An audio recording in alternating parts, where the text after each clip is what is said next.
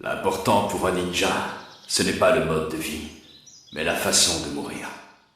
La valeur d'un ninja n'est pas déterminée par ses actions durant sa vie, mais plutôt par ce qu'il a accompli avant de mourir.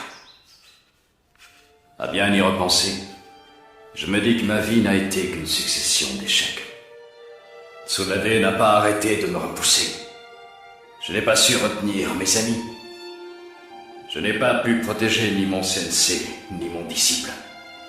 Comparé aux prodiges qu'ont accompli tous les Hokage, ce que j'ai fait est ridicule, des idioties, une perte de temps. Moi aussi, j'aurais aimé connaître le destin mortuaire de ces légendes. Les grandes histoires doivent leur notoriété à leur dénouement final. J'ai toujours considéré les échecs utiles comme une partie importante de l'enseignement et nécessaire au développement.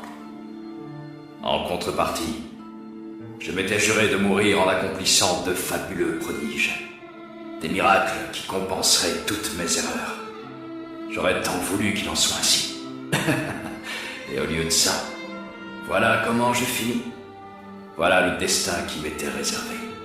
Le grand ancien avait prédit que je devrais guider celui par qui de grands changements se produiraient et qu'un jour je serais amené à faire un choix qui déciderait de la paix ou de la destruction du monde ninja. J'avais choisi d'abattre Pain et de stopper l'Akatsuki, mais là aussi je me suis trompé. Je n'ai pas compris le rôle qui m'était attribué. Lamentable. Alors voilà. C'est ainsi que se termine la vie du grand héros Jiraiya. C'est une honte.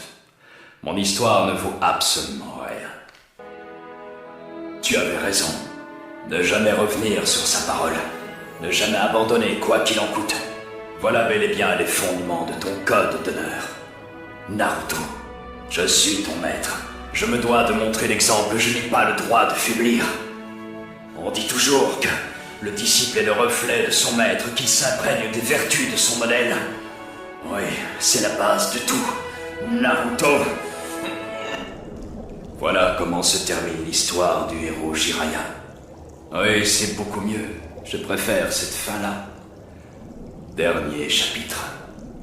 La grenouille au fond de l'eau. Séparation dans l'océan. Non? C'est même plutôt pas mal. C'est grandiose. Bien. À présent, il est temps pour moi de poser mon crayon. Oh, au fait, quel titre je pourrais bien donner au prochain chapitre? Ah, je crois que j'ai une idée. L'histoire de Naruto Uzumaki. Oui, c'est parfait.